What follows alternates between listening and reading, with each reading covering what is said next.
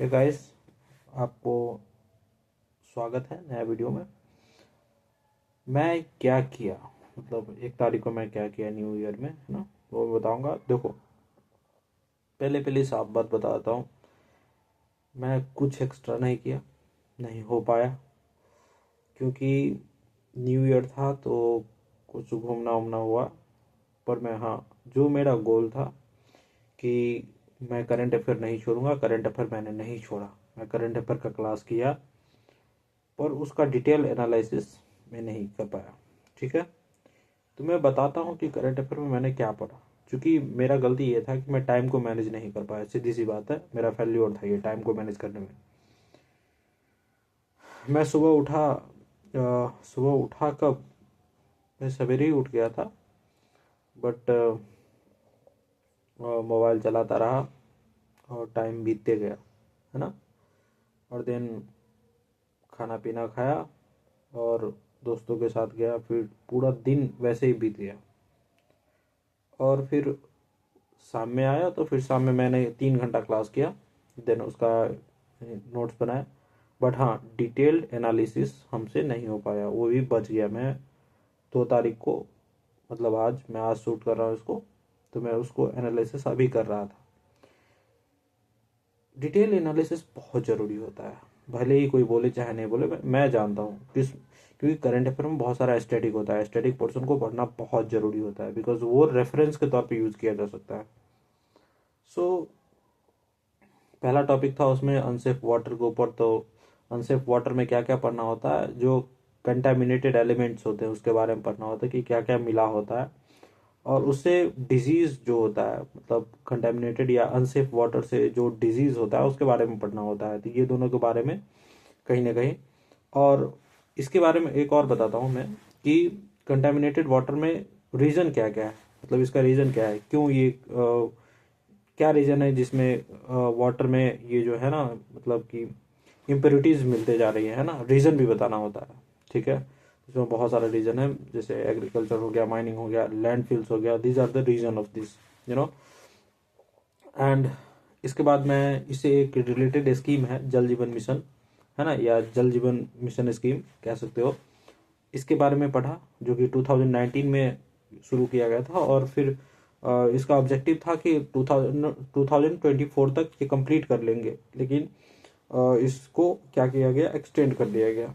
ये पूरा नहीं हो पाया, क्योंकि देखो, स्कीम लॉन्च होने के बाद लॉन्च तो कर दिया जाता है, पर ग्राउंड रियलिटी कुछ अलग होता है। जैसे इंदौर का भी घटना है ना, वहाँ पे लीकेज के कारण क्या होता है कि 10 लोगों की जान चली जाती है, और 300 से प्लस, 300 आई थिंक 300 ही था जहाँ तक याद आ रहा है, लोग हॉस्पिटलाइज हैं। सो इसके बारे में था। फिर इससे रिलेटेड एक और अथॉरिटी आता है, सेंट्रल ग्राउंड वाटर अथॉरिटी, है ना, इसके बारे में मैंने पढ़ा। ठीक है, अब उसके बाद जो एक न्यू टॉपिक था वो था इंडिया स्पेस प्रोग्राम के बारे में। तो इसमें आपको पढ़ना क्या है, अपकमिंग जो भी मिशन है उसके बारे में पढ़ना है ना। और अपकमिंग मिशंस के अलावा जो मिशन हो गया है 2025 में, है ना, उसके बारे में पढ़ना है कि कौन कौन से मिशन हमने किए और हमारा मतलब अचीवमेंट क्या है, इसके बारे में पढ़ना है। जैसे पता है कि 4000+ सैटेलाइट हमने लॉन्च की है, तो ये अचीवमेंट के बारे में हमको जानकारी होना बहुत ज़रूरी है। और पार्ट, देखो, होता है क्या है ना कि सैटेलाइट लॉन्च करते हैं तो एक कंट्री नहीं, मान लो कि हो सकता है कि पार्टनरशिप में हम सैटेलाइट लॉन्च किए हैं, तो इसके बारे में भी जानना। जैसे निसार, नासा और इसरो का कंबाइंड, कहने का मतलब कंबाइंड अप्रोच है, तो इसके बारे में हम पढ़े थे, निसार के बारे में। सो इससे रिलेटेड और सारा जो मिशंस हुआ है उसके बारे में जरूर पढ़ना चाहिए, है ना। फिर G20 जब हम लोग होस्ट कर रहे थे तो G20 सैटेलाइट लॉन्च किए थे, जो कि ये एक सैटेलाइट था। इससे क्लाइमेट चेंज में क्या प्रभाव आता है इससे रिलेटेड था। और G20 मतलब जितने भी, ये सिर्फ हमारे लिए नहीं था, हमारे देश के लिए नहीं था, ये सभी देश के लिए था कि इंफॉर्मेशन, जो भी इंफॉर्मेशन आएंगे सभी देश के साथ शेयर किया जाएगा। फिर नेविगेशन सैटेलाइट के बारे में था कि नेविगेशन सैटेलाइट कौन कौन से कंट्री के पास अपना नेविगेशन सैटेलाइट है, उसके बारे में आपको पढ़ना बहुत ज़रूरी होता है, तो इसके बारे में आप पढ़ लीजिएगा। उसके बाद आता है स्पेशल इंटेंसिव रिवीजन, है ना। इसके बारे में कहीं ना कहीं एसआईआर के बारे में अभी हाल फिलहाल में ये चर्चा हो रहा था, तो इसके बारे में जानना जरूरी है कि एसआईआर क्यों किया जा रहा है ना। आपको बहुत जरूरी है, क्योंकि बहुत सारा फेक वोटर्स, डुप्लीकेट वोटर्स का है ना कंसर्न बना रहता है, हमेशा बना रहता है ना। तो ये भी पढ़ना होगा। अब ये इनिशियली अभी अभी तो 12 स्टेट में लागू है, मतलब सबसे पहले तो बिहार में एसआईआर कराया कराया जाने लगा, क्योंकि बिहार में जब इलेक्शन हाल फिलहाल में हो रहा था है ना, तो बहुत सारा फेक वोटर्स मिले है ना। तो इसके बारे में आपको पढ़ना है, इसमें कंसर्न भी पढ़ना है कि क्या मतलब वो जो प्रोसेस है एसआईआर करवाने का है ना, ये सही है नहीं सही है, इससे क्या प्रभाव पड़ेगा, इफेक्ट क्या होगा है ना, ये सब आपको पढ़ना है। देन आपको एक और चीज पढ़ना है, वो इलेक्शन कमीशन ऑफ इंडिया के बारे में पढ़ना है, इससे रिलेटेड आर्टिकल्स के बारे में पढ़ना है ना आपको। उसके बाद सिटीजनशिप के बारे में पढ़ना है ना, कि किस पार्ट में आता है, कॉन्स्टिट्यूशन के किस पार्ट में, यानी कि भाग 2 में आता है, आपको ये भी पता पता होना चाहिए है ना। सो और आर्टिकल 5 से 11 तक में आता है, ये आपको पढ़ना जरूरी है। ठीक, उसके बाद आपको रिप्रेजेंटेशन ऑफ पीपल एक्ट के बारे में पढ़ना है, 1950 और 1951 दोनों अच्छे से पढ़ना है, याद रखना। ये याद रखना यूपीएससी के सिलेबस में मेंशन्ड है, सो बी केयरफुल है ना, क्योंकि ये दोनों आपको पढ़ना जरूरी होता है। ठीक है। और यूएसए टैरिफ जो इम्पोज किया था है ना इंडिया पे, आप देखो फार्मास्यूटिकल पे भी टैरिफ इम्पोज कर दिया यूएसए, तो इसके बारे में आपको पता होना जरूरी है। और इसमें ये नहीं पता जरूरी होना है, आपको पता करना है कि टॉप 3 एक्सपोर्टर कौन सा कंट्री है और टॉप 3 इंपोर्टर कौन सा कंट्री है। और एक और चीज जाना है कि इंडिया का रैंक क्या है इसमें है ना, ये हमेशा याद रखना। ठीक है, इंडिया का मतलब इंडिया से रिलेट करके आपको पढ़ना है, बिकॉज हम लोग कहाँ रहते हैं, इंडिया में पढ़ते हैं और यूपीएससी का एग्जाम देते हैं, तो हमेशा वो रिलेट करके पढ़ना होता है। ठीक है। उसके बाद आपको पढ़ना है एपीआई के बारे में, ये क्या होता है, एक्टिव फार्मास्यूटिकल इंग्रेडिएंट है ना, इसके बारे में पता करना है कि ये कहाँ से आता है ना। ये चाइना से, मोस्टली चाइना से 72% चाइना से हम लोग क्या करते हैं, इम्पोर्ट करते हैं इसको। सोचो, भले ही हम टॉप प्रोड्यूसर में आते हैं, पर याद रखना जो एपीआई है, ये एपीआई हम चाइना पे ही डिपेंडेंट है ना। एपीआई वहीं से लाते हैं, जो दवा बनता है, दवा बनाने में जो हमको रॉ मटेरियल चाहिए वो चाइना से इम्पोर्ट किया जाता है। सो इसके बारे में आपको पढ़ना है। फिर आपको पढ़ना है प्रोडक्शन लिंक्ड इंसेंटिव स्कीम है ना, ये क्या होता है, ये एक ऐसा स्कीम है जो गवर्नमेंट चालू किया था, ताकि जो ज़्यादा जितना प्रोडक्शन करेगा उस पर इंसेंटिव दिया जाएगा है ना, मतलब कि उसको कुछ प्रोत्साहन राशि दिया जाएगा है ना, कि आप अच्छा कर रहे हो, तो वो 4 से 5% के बीच में हो सकता है। ठीक है। और ये मोस्टली फार्मास्यूटिकल पे लागू होता है, मतलब मैं देखा हूँ। ऐसे तो इसमें 14 है ना सेक्टर आते हैं, पर फार्मास्यूटिकल, हम लोग अभी फार्मास्यूटिकल के बारे में पढ़े, तो आपको जानना जरूरी है इसके बारे में। फिर आपको पढ़ना है पीएम पीएम बीजेपी बीजेपी है ना, पीएम बीजेपी, ये क्या है, पीएम भारतीय जन औषधि परियोजना है ना, इसके बारे में पढ़ना है, पीएम बीजेपी है ना।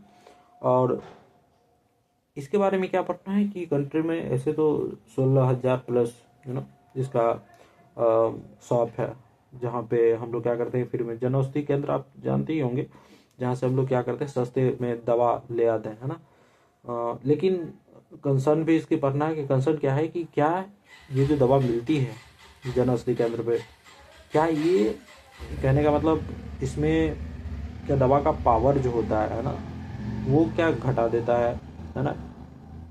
इसके बारे में कंसर्न पढ़ना है आपको, कंसर्न सिर्फ जान लेना है। ठीक है। और ये भी पता करना है कि किस मिनिस्ट्री के अंदर आता है, मिनिस्ट्री के बारे में पढ़ लेना है। ये आता है केमिकल एंड फर्टिलाइजर्स के अंडर आता है, और इसमें एक डिपार्टमेंट है, डिपार्टमेंट क्या है, फार्मास्यूटिकल डिपार्टमेंट, ये इसके अंडर आता है। कौन, पीएम बीजेपी है ना, नाम भी याद रखना, बीजेपी के ऊपर है यार, पीएम बीजेपी।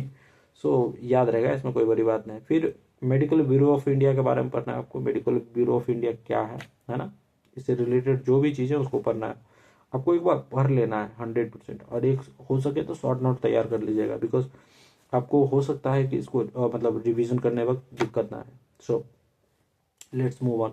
उसके बाद है रोड एक्सीडेंट। अच्छा, रोड एक्सीडेंट बहुत ज़्यादा कॉमन हो चुका है अभी। आपको पता होना चाहिए कि हाल फिलहाल में गीग वर्कर्स ने स्ट्राइक पे थे, तो आपको पता होना चाहिए, उससे भी रिलेट करना है इसको है ना। रिलेट क्या करना है कि सोचो, रोड एक्सीडेंट 10 मिनट जो डिलीवरी क्या बोलते हैं, क्या है उसका, कंपनी लोग कहते हैं ना 10 मिनट में हमारा सामान आपके तक पहुंच जाएगा, तो इससे भी रोड एक्सीडेंट का बहुत ज़्यादा खतरा बढ़ता है। इससे भी आपको रिलेट करना है। और रोड एक्सीडेंट में सेक्शन आपको पता होना चाहिए 168 के बारे में पढ़ना है। और आपको ये भी जानना जरूरी है कि ये कहीं ना कहीं रोड एक्सीडेंट में जो कंपनसेशन दिया जाता है ना, वो अलग अलग कंपनसेशन होता है। अमीर के लिए अलग होता है, गरीब के लिए अलग होता है ना। और चूंकि इनकम पे डिपेंड करता है कंपनसेशन, है ना। सो इसके बारे में पढ़ना है। और याद रखना ये कंपनसेशन जो मतलब कि दोनों में जो भेदभाव किया जाता है, ये आर्टिकल 14 और आर्टिकल 21 का वायलेशन करता है। सो इससे रिलेट करके आपको आर्टिकल भी पढ़ लेना है, ठीक है। और हमेशा याद रखना मोटर व्हीकल एक्ट 1988 का सेक्शन 168 पढ़ना है। और ठीक है, उसके बाद है कैरेज बाय एयर एक्ट 1972, इसके बारे में भी पढ़ना है। रेलवेज एक्ट 1989 के बारे में भी पढ़ना है आपको। ये सारा चीज आपको पढ़ना है, ठीक है। इसके बाद आता है प्रलय मिसाइल। प्रलय मिसाइल ये क्या है, ये हाल फिलहाल में डीआरडीओ टेस्ट किया है। और प्रलय मिसाइल के बारे में एक एक माइन्यूट डिटेल्स आपको रखना है, बिकॉज प्रलय मिसाइल से पूछ सकता है क्वेश्चन, ठीक है। और ये आपको पता होना चाहिए। और एक और चीज हमेशा याद रखना, बैलिस्टिक और क्रूज मिसाइल के बीच में डिफरेंस पता होना, ये बेसिक चीज है। बेसिक आपको नहीं पता होगा, आप कहीं भी मार खा जाओगे। तो क्रूज मिसाइल और बैलिस्टिक मिसाइल के बीच में डिफरेंस ऐसे एसर्शन बना के पूछ भी सकता है। एसर्शन नहीं, मतलब एक लंबा सा ऑप्शन देगा, उससे पूछ सकता है आपको। फिर क्या है, सेमी बैलिस्टिक मिसाइल आपको पता होना चाहिए। ये सेमी बैलिस्टिक मिसाइल है ना। ना कम्प्लीटली बैलिस्टिक है, ना ही कम्प्लीटली क्रूज है। ये मनोवर कर सकता है। मतलब देखो बैलिस्टिक क्या होता है, ये जैसे ही उसका ट्रेजेक्ट्री ऐसा होता है, सीधा जाएगा फिर ऐसे यूं नीचे आता है ये। क्रूज मिसाइल कैसा होता है, एक पैराबोलिक शेप लेता है यूं ऐसे, और मनोवर कर सकता है। आपको पता होना चाहिए कि ये दोनों काम कर सकता है। ये नहीं सीधा जाता है, मतलब ऐसे जाएगा, और ये आसमान में ही मनोवरिंग कर सकता है। सो आपको ये चीज पता होना जरूरी है, बहुत जरूरी है। फिर एक इंग्रेडिएंट है दवा का, वो है निमोसलाइड, है ना। इसके बारे में पढ़ना ही पढ़ना है दोस्त, क्योंकि गवर्नमेंट ने क्या किया है, बैन कर दिया। 100 mg प्लस का जो दवा आता है उसको बैन कर दिया है गवर्नमेंट, है ना। और ये बैन कौन किया है, यूनियन हेल्थ मिनिस्टर, है ना। सो आपको ये चीज पता होना चाहिए। और ये भी पता होना चाहिए कि मतलब इसका यूसेस क्या है, ये कंसर्न क्यों है इसका, है ना। क्योंकि लॉन्ग टर्म में हेल्थ, लीवर को बुरी तरह डैमेज कर सकता है ये, ठीक है। और आपको ये पढ़ना है ड्रग एंड कॉस्मेटिक एक्ट 1940 के बारे में पढ़ना है ना। जिसमें सेक्शन 26 ए आता है ना। और ये जो एक्ट है, यही बैन करने का पावर देता है, हमेशा याद रखना ये एक्ट, कि कोई भी गवर्नमेंट जो है किसी भी दवा को बैन कर सकता है, ये पावर यहीं से मिलता है उसको। फिर कॉपर के बारे में पढ़ना है कि कॉपर का प्राइस जो है बहुत ज़्यादा बढ़ रहा है, दिन पर दिन बढ़ रहा है भाई, फ्लक्चुएट करता है बहुत ज़्यादा कॉपर का, और बहुत ज़्यादा महंगा हो रहा है। अभी जो है, मैं तो अभी का बता रहा हूँ, 12,000 पर टन है भाई। डॉलर में 12,000 पर टन, डॉलर का बात कर रहा हूँ, है ना। और कॉपर के बारे में आपको केमिस्ट्री से रिलेट करके भी पढ़ लेना है थोड़ा बहुत, ठीक है। अब अब आपको पढ़ना है Indian federation of app based transport workers के बारे में, आई फैट जिसको बोलते हैं, इसके बारे में आपको पढ़ना है। इसके ये क्या है, हमेशा याद रखना, ये ride hailing and delivery sectors के बारे में जानकारी, मतलब ये इसके बारे में, है ना। और इसको फाउंडेड किया गया था 2019 में, है ना। 19 दिसंबर का बात है। और फिर इसका नेशनल प्रेसिडेंट कौन होता है, प्रशांत, पहले प्रशांत भाग क्या था, भागेश, प्रशांत भागेश था आई थिंक, हाँ ठीक है। नेशनल प्रेसिडेंट है इनका, हाँ ठीक है। फिर आपको ये पढ़ना है, लेबर कोड्स के बारे में पढ़ना है। लेबर कोड्स के रूल, एक एक रूल्स रट लेना भाई, एक एक रूल्स लेबर कोड्स के, है ना। और सोशल सिक्योरिटी फंड के बारे में पढ़ लेना है आपको, इसके बारे में जानकारी होनी चाहिए। थोड़ी एडिशनल जानकारी हमेशा रखना चाहिए, ठीक है। ऐसा नहीं कि इसको रट्टा मार लेना, हाँ, पर एक बार पढ़ जरूर लेना, है ना। क्योंकि ह्यूमन कैपेसिटी उतना नहीं है कि हर एक चीज़ को एकदम पूरा रट के रख ले, है ना। उसको रिवाइज करने में भी दिक्कत हो जाएगा अगर ज़्यादा हम, ये होता क्या है ना कि ज़्यादा इन्फॉर्मेशन हम गैदर कर लेंगे तो उसको रिवाइज करने में बहुत ज़्यादा प्रॉब्लम आती है। तो जितना हम शॉर्ट कर सके उतना हम करेंगे, ठीक है ना।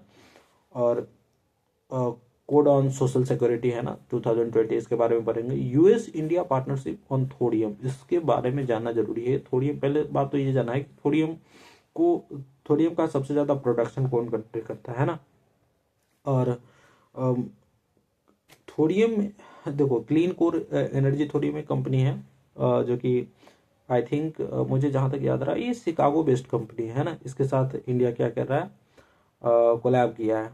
और इंडिया 3 स्टेज न्यूक्लियर पावर के बारे में आपको जानना बहुत जरूरी है।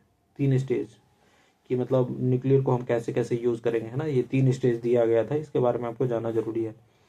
फिर आता है इंडियाज 3 स्टेज न्यूक्लियर पावर हो गया। उसके बाद आता है शांति एक्ट। शांति एक्ट क्या है दोस्त, ये 2025 में इंट्रोड्यूस किया गया था। ये क्या है, शांति एक्ट के बारे में पढ़ना है। इसके बाद नेक्स्ट टॉपिक हम बताते हैं क्या है, ठीक है। नेक्स्ट टॉपिक नहीं है, बस इतना ही आपको पढ़ना है। और हमेशा याद रखना आपको कंसिस्टेंट रहना है। अगर आप कंसिस्टेंट रहते हो तो आप कोई भी गोल, आपका कोई भी एम्बिशन हो, आप इजीली अचीव कर पाओगे।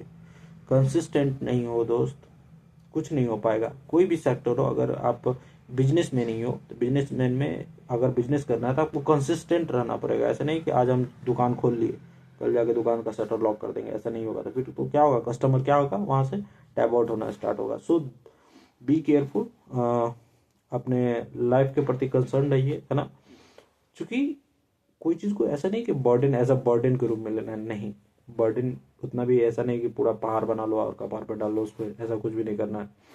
अगर आप किसी भी चीज को चुने हो तो ये आपका काम बनता है कि उसको क्या करो, अचीव करो, है ना। उसके प्रति एकदम सजग रहो, कहने का मतलब है हम। सो आप अपना बताइए, है ना, कमेंट कीजिए। और हमेशा याद रखिएगा कि पढ़ाई को कंसिस्टेंट रखना है। हाँ, आप चाहे तो अगर आप वीडियो अच्छा लगता है तो सब्सक्राइब कर सकते हो, और नहीं अच्छा लगता है तो डोंट वरी, सब्सक्राइब करने की जरूरत नहीं है, ठीक है। मैं बस अपना बता रहा हूँ, आप अपना भी बता सकते हो, है ना। आप डे 1 से काउंट करो, मैं क्या कर रहा हूँ नहीं कर रहा हूँ। और मेरा ये है कि मैं ज़्यादा नहीं पढ़ पाया, मैं 3 घंटा ही पढ़ पाया कल। तो मुझे इसको क्या करना है, इंक्रीज करना है ना। मैं सिर्फ, और मैं तो ये भी हुआ कि इसका एनालिसिस भी नहीं कर पाया, मतलब कंप्लीट एक्सप्लेनेशन भी नहीं देख पाया। सो मैं इसको रिकवर आज करूंगा, है ना। आज मैं थोड़ा बहुत तो रिकवर कर भी चुका हूँ, पर मैं कंप्लीट रिकवर आज करूंगा, है ना। ये मेरा वादा है। और मैं कल बताऊंगा आज का मेरा शेड्यूल क्या रहा था और मैं कितना पढ़ पाया। मैं कल आपसे मिलता हूँ, ठीक है। तब तक के लिए बाय। और हाँ, फिर से याद दिला दूँ, आपको कंसिस्टेंट रहना है। Be careful of your life, है ना, for your life. So thank you for the watching my video, and फिर कल मिलते हैं, ओके।